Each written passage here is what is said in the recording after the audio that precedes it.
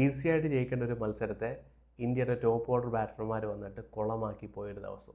ഇപ്പോൾ നോക്കുവാണെങ്കിൽ ഇംഗ്ലണ്ടിനും ജയിക്കാം, ഇന്ത്യക്കും ജയിക്കാം.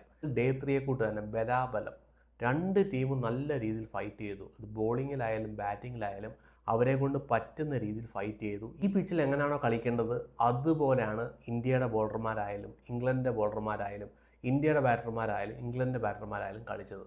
നോക്കുവാണെങ്കിൽ ഇപ്പോൾ ഒരല്പ എഡ്ജ് ഇംഗ്ലണ്ടിന് കൂടുതലാണ്. ഇന്ത്യയുടെ ഇപ്പോഴത്തെ സ്കോർ നോക്കുവാണെങ്കിൽ 58-ൽ 4 വിക്കറ്റ് നഷ്ടപ്പെട്ടു. ഇംഗ്ലണ്ടിന് ഇവിടെ നിന്ന് ജയിക്കണമെങ്കിൽ 6 വിക്കറ്റ് എടുക്കണം ഇന്ത്യക്ക് ഇവിടെ നിന്ന് ജയിക്കണമെങ്കിൽ ഇനി 135 റൺസ് കണ്ടെത്തണം. 6 വിക്കറ്റ് ഇന്ത്യയുടെ കയ്യിലുണ്ട്, 135 റൺസ് വേണം. ലോർഡ്സിൽ നോക്കുവാണെങ്കിൽ ഏറ്റവും ഡിഫിക്കൽട്ടായിട്ടുള്ളൊരു പിച്ചിലാണ് ഇന്ത്യ കളിച്ചുകൊണ്ടിരിക്കുന്നത്. നോക്കുവാണെങ്കിൽ ഇന്ത്യയുടെ ബോളർമാരും ഇന്ത്യയുടെ ഫീൽഡർമാരും ഫുൾ സപ്പോർട്ടായിരുന്നു. ഇന്നലെ മൂന്നാമത്തെ ദിവസം അവസാനത്തെ ഓവറിൽ കിട്ടിയ ഒരു സ്പാർക്ക് ഉണ്ടായിരുന്നില്ല, ആ ഒരു ഫൈറ്റിൻ്റെ സ്പാർക്ക്. സിറാജ് സാറ് വരുന്നു, കീലേരി അച്ചുവായി ഓടി നടന്ന് ഫൈറ്റ് എടുക്കുന്നു.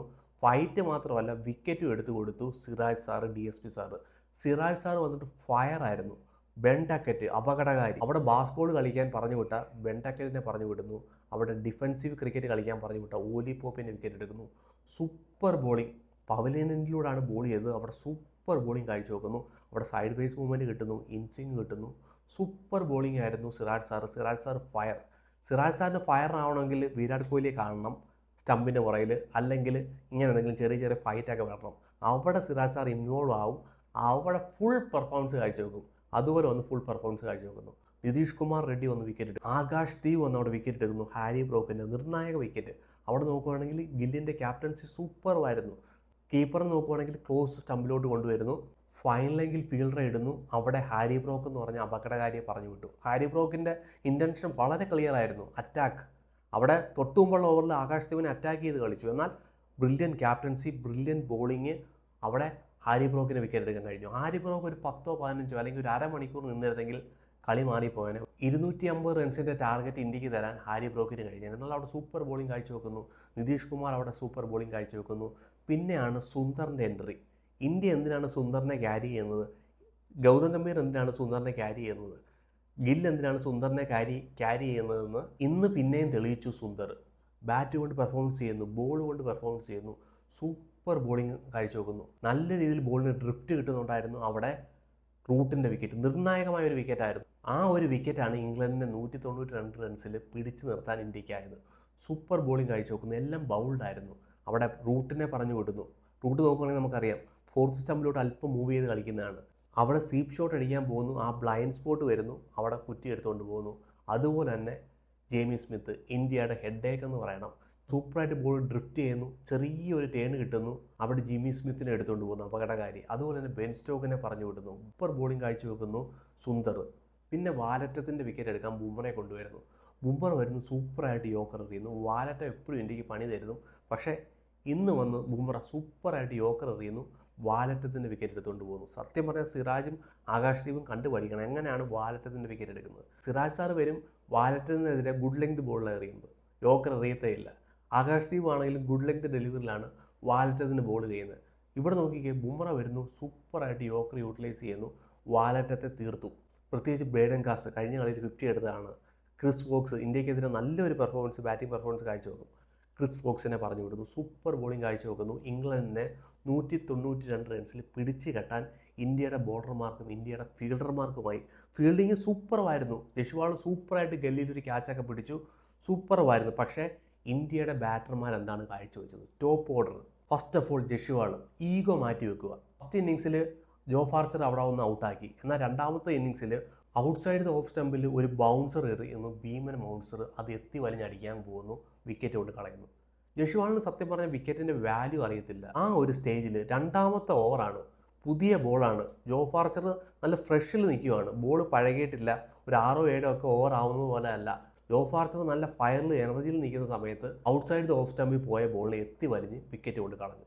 കരുണായർ നേഴ്സറി എൻഡിലൂടെയാണ് ബേഡൻ കാസ് ബോൾ ചെയ്തുകൊണ്ടിരുന്നത്, ഒരു സ്ലോപ്പ് ഉള്ള ഒരു ഏരിയ. കരുണായർ വിചാരിച്ച് ബോൾ ഹിറ്റ് ചെയ്ത് കഴിഞ്ഞിട്ട് ഔട്ട് സ്വിങ് പോകുന്നു. പക്ഷേ ഹിറ്റ് ചെയ്ത് കഴിഞ്ഞ് ഇൻസ്വിങ് വരുന്നു, ബാറ്റും പൊക്കി പിടിച്ചുകൊണ്ടിരിക്കുന്നു. കരുണായരിന് എത്ര ചാൻസ് വേണം? ഇത് 6ാമത്തെ ചാൻസ്. ഒരു ഹാഫ് സെഞ്ചുറി എടുക്കാൻ കരുണായരിനെ കൊണ്ട് കഴിയുന്നില്ല. ഇന്നത്തെ മത്സരത്തിൽ ഒരു 300 റൺസൊന്നും വേണ്ടായിരുന്നു. ഒരു 35-40 റൺസ് എടുക്കാൻ കഴിയുമായിരുന്നെങ്കിൽ മാച്ച് വേറെ ആയിപ്പോയനെ. ഇന്ത്യ കുറച്ചുകൂടെ സേഫ് പൊസിഷനിലായി പോയനെ. പക്ഷേ കരുനായർ പിന്നെയും നിരാശപ്പെടുത്തിക്കൊണ്ടിരിക്കുകയാണ്. ചാൻസ് കിട്ടുന്നു, പക്ഷേ യൂട്ടിലൈസ് ചെയ്യുന്നില്ല. പിന്നെ ശുഭ്മാൻ ഗിൽ, ഇന്ത്യയുടെ ക്യാപ്റ്റൻ, നോക്കുവാണെങ്കിൽ 600 റൺസ് എടുത്തു ഈ സീരീസിലുടനീളം. നല്ല ക്യാപ്റ്റൻസി കാഴ്ചവെക്കുന്നു. എന്നാൽ ബാറ്റ് ചെയ്യാൻ വരുമ്പോഴത്തേന് വിറച്ചുകൊണ്ട് വരുന്നു. ഒരു രീതിയിലുള്ള കോൺഫിഡൻസ് കാണുന്നില്ലായിരുന്നു. ഫസ്റ്റ് ബോൾ മുതലേ നോക്കുവാണെങ്കിൽ 2-3 ചാൻസൊക്കെ കിട്ടി, അവിടുന്ന് രക്ഷപ്പെട്ടു. ഇപ്പം ഞാൻ ഔട്ടാവും എന്നുള്ള രീതിയിലായിരുന്നു ശുഭ്മൻ ഗിൽ പെർഫോമൻസ് ചെയ്യുന്നത്. എല്ലാവരും ലോകം മൊത്തം ഇപ്പം പറഞ്ഞു തുടങ്ങി ഫ്ലാറ്റ് പിച്ചിലെ ഗില്ല് കളിക്കത്തുള്ളൂ. ലീഡ്സിലെ ഫ്ലാറ്റ് പിച്ചായിരുന്നു, എഡ്ബാസ്റ്റൻ്റെ ഫ്ലാറ്റ് പിച്ചായിരുന്നു. ഇവിടെ നോക്കുവാണെങ്കിൽ ബോളർമാർക്ക് ബെനിഫിറ്റ്സ് കിട്ടുന്ന ഒരു പിച്ചിൽ, അസിസ്റ്റ് കിട്ടുന്ന ഒരു പിച്ചിൽ 2 കളിയിലും ഔട്ടായി പോകുന്നു. ക്യാപ്റ്റനായിരുന്നു. ഇന്നൊരു ഇമ്പാക്റ്റ് ഇന്നിങ്സ് അത്യാവശ്യമായിരുന്നു ഗില്ലിൻ്റെ ബാറ്റിൽ നിന്ന്. നോക്കിക്കേ, ബെൻ സ്റ്റോക്ക് അവിടെ 30+ സ്കോർ ചെയ്യുന്നു. ഗില്ലും ഒരു 40+ സ്കോർ ചെയ്തിരുന്നെങ്കിൽ ഇന്ത്യയുടെ കയ്യിൽ വിക്കറ്റ് ഉണ്ടായിരുന്നതിനെ നാളെ ഇന്ത്യക്ക് സേഫായിട്ട് കളിക്കാൻ കഴിഞ്ഞേനെ. പക്ഷേ ഗില്ലിൻ്റെ വിക്കറ്റ് കൊണ്ട് കളഞ്ഞു. പിന്നെ KL രാഹുലിനോട് പറയാനുള്ളത്, ആകാശ്ദീപ് വരുവാണ്. ആകാശ്ദീപിന് ലാസ്റ്റ് ഓവറാണ്. ഫസ്റ്റ് ബോളെ സിംഗിൾ എടുത്ത് ആകാശ്ദീപിനെ പുലിമടയിലോട്ട് ആട്ടിൻകുഞ്ഞിനെ ഇട്ട് കൊടുക്കുന്ന പോലെ ബെൻ സ്റ്റോക്കിൻ്റെ കയ്യിലോട്ട് KL രാഹുൽ ആകാശ്ദീപിനെ പറഞ്ഞു വിട്ടു. അവിടെ KL രാഹുൽ ഔട്ട് ആവത്തില്ല. KL രാഹുലിൻ്റെ ഡിഫൻസ് സൂപ്പർ ഡിഫൻസാണ്. KL രാഹുലിന് അറിയാം എൻ്റെ ഓഫ് സ്റ്റംപ് എവിടെയാണ്. ഇത്ര സൂപ്പർ സോളിഡ് ഡിഫൻസ് ഉള്ള KL രാഹുൽ ആകാശ്ദീപിനെ അവിടെ പറഞ്ഞു വിടാൻ പാടില്ലായിരുന്നു. ബെൻ സ്റ്റോക്കിൻ്റെ ലാസ്റ്റ് ഓവർ കളിക്കുക. ആകാശ്ദീപ് വരുന്നു, കുറ്റി ബൗൾഡ് ചെയ്ത് ബെൻ സ്റ്റോക്ക് പറഞ്ഞു വിട്ടു. ഇന്ത്യക്ക് പ്രഷർ ഉണ്ടാക്കി കൊടുത്തു. നോക്കുവാണെങ്കിൽ 4 വിക്കറ്റ് പോയി. ആകാശ്ദീപ് എന്ന് പറഞ്ഞാൽ ടെയിലിൽ ബാറ്റ് പിടിക്കാൻ അറിയാവുന്ന 20-30 റൺസ് ആഡ് ചെയ്യാൻ കഴിയുന്ന ഒരു ബാറ്ററാണ്. പക്ഷേ അവിടെ KL രാഹുൽ സ്ട്രൈക്ക് ചെയ്യുന്നില്ല, ആകാശ്ദീപിനെ പറഞ്ഞു വിടുന്നു. ഇനിയിപ്പോൾ നോക്കുവാണെങ്കിൽ KL രാഹുൽ അവിടെ നിൽപ്പുണ്ട്. KL രാഹുൽ ഒരു ലോങ് ഇന്നിങ്സ് കാഴ്ചവെക്കാൻ കഴിയട്ടെ.